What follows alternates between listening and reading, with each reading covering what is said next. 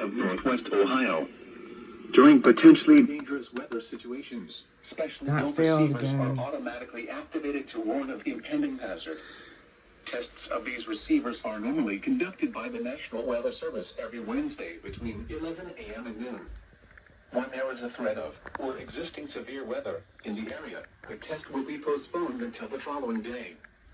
This ends the test of National Weather Service weather radio warning alarm.